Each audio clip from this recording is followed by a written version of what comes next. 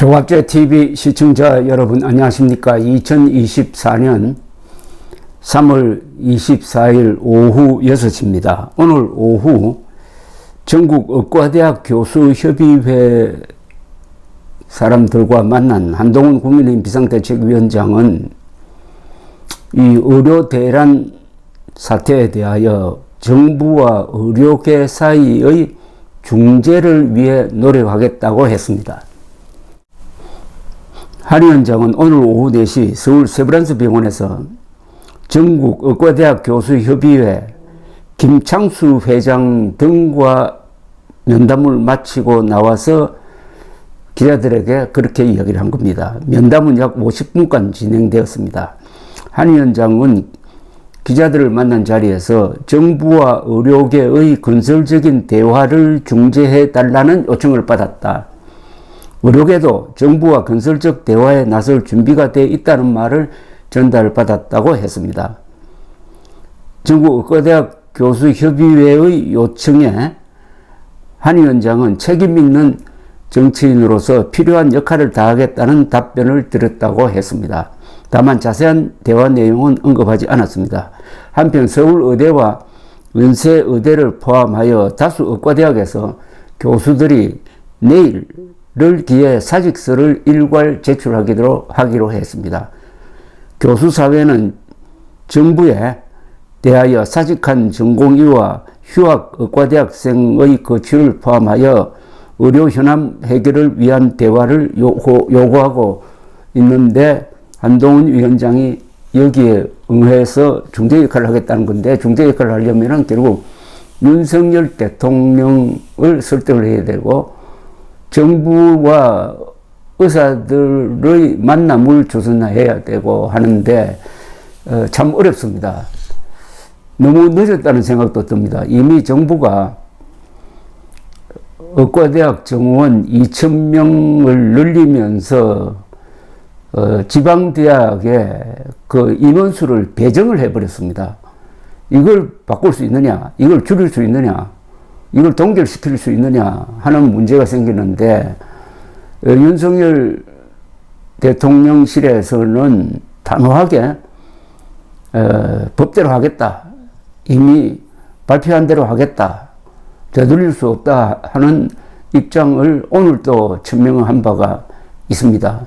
그렇다면은 그냥 총선을 앞두고 지금 의료 대란이 국민의힘에는 아주 불리한 요인이 되고 있으니까 여기에 일종의 진화 작업을 해가지고 불길을 좀 끄겠다는 그런 계산이 깔려 있을 것으로 보입니다. 그런 점에서 이런 회담을 하고 나와서 중재하겠다고 한 여기까지는 한동훈 위원장이나 국민의힘이 뭐 별로 손해볼 게 없습니다. 그러나 진전이 없을 때, 또 내일로 예정된 의과대학 교수들의 집단 사직서 제출을 막지 못할 때 어떻게 하느냐 하는 것이죠.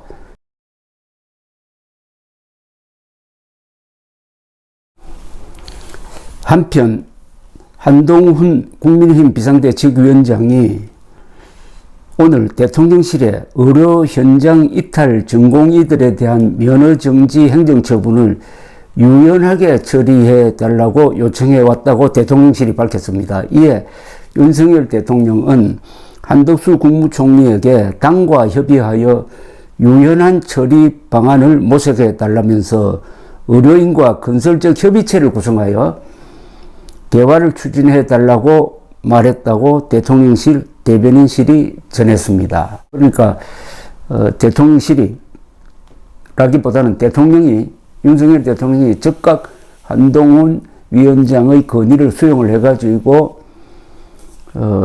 총리에게 대화를 지시를 하고 지금 면허정지 문제를 유연하게 처리해달라고 지시를 한 거니까 앞으로 대화는 이루어질 가능성이 있는데, 이 대화의 내용이 그냥 전공의들에 대한 면허정지 행정처분을 뭐 연기한다든지 취소한다든지 이런 수준이 될 것인지, 근본적인 문제인 의과대학 정원 2,000명 이미 배정된 2,000명 문제를 어떻게 대화해서 수용할 수 있을 것인지 하는 게 난제입니다. 그러나 일단 대화를 하는 쪽으로는 합의될 가능성이 있습니다. 이것은 앞으로 지켜볼 문제인데 워낙 지금 의사들이 격앙되어 있으므로 특히 전공의들이 가장 고생하는 전공의들이 격분한 상태이니까 이 정도로 이 문제가 단박에 해결될 가능성은 뭐 없다고 봅니다. 다만 총선을 앞두고 국민의힘으로서는 이 불리하게 작용하는 의료 대란에 어쨌든 뭔가 성의를 보여야 한다는 차원에서는 한동훈, 윤석열 두 사람이 일단 같은 의견을 가진 것으로 보입니다. 이 사태는 처음부터 이 단추가 잘못 꿰어졌습니다. 2,000명이란 숫자는 너무나 과격한 숫자였습니다. 그리고 그것은 가공의 숫자였습니다. 지금도 매년 3,000명씩 의과대학 학생들이 신입생으로 들어오고 그만큼 또 의사 면허를 받아가지고 사회에 나갑니다. 1년에 3,000명씩 의사 수가 는다고 보면 됩니다. 굉장히 많은 숫자입니다. 지금 세계적으로도 이렇게 의사 증가 수가 가파른 나라가 별로 없습니다. 그리고 의사가 모자라는 곳은 뭐 산부인과라든지 흉부외과, 응급실, 소아과 이런 데인데 그건 의사가 모자라서 그런 게 아니라 의사 수는 많아요. 그런데 그 좀 어려운 과에서 근무하려는 사람이 부족한 겁니다. 이거는 의사 수를 늘려서는 해결될 문제가 아닙니다. 다른 방법으로 당장 해결할 수도 있습니다. 그 어려운 과에 대해서는 의료 수가를 특별히 높여주고 또 법적 문제가 생길 때 의사들이 피해를 보지 않도록 하는 보장장치를 하면은 내일부터라도 지원자를 받으면 아마 많이 올 겁니다. 근데 그걸 해결하기 위해서 2,000명을 늘리는데 이 2,000명이 의사가 돼서 나온 데는 10년 이상 걸리는데 이거야말로 불이 났는데 소방호스를 끌어가지고 물을 뿌릴 생각은 하지 않고 저수지 짓는 꼴입니다. 그러니까 이게 윤석열 대통령이 하는 이 정책 드라이브는 앞뒤가 맞지 않고 뒤죽박죽입니다.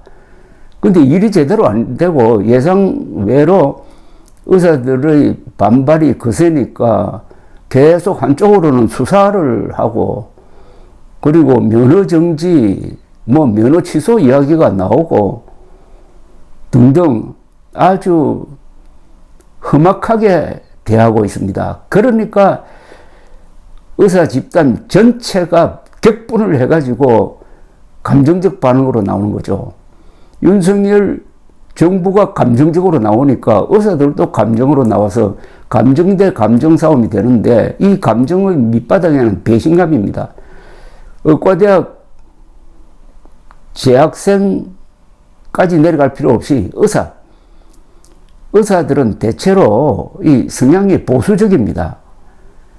과학이라든지 생명이라든지 이런 것을 다루면은 자연히 사람이 보수적이 됩니다. 그래서 어느 나라든 의사 집단은 보수적입니다. 한국도 마찬가지예요. 그래서 윤석열 대통령이 되는데 아마 압도적인 표를 몰아주었던 사람들이 의사들인데 총선을 앞두고 이 의사 집단 전체를 적으로 돌리는 정책 드라이브를 그런 겁니다. 그런데 여기 함정이 하나 있었어요. 초장에 국민들이 압도적 지지가 있었습니다. 그러니까 윤석열 대통령은 아주 기곤만장해가지고 지지율도 올라가고 국민의힘 지지율도 올라가고 하니까 이걸로 총선에서 이길 수 있겠다라는 생각을 했을 가능성이 많습니다. 그런데 우리 국민들이 그렇게 어리석지가 않아요.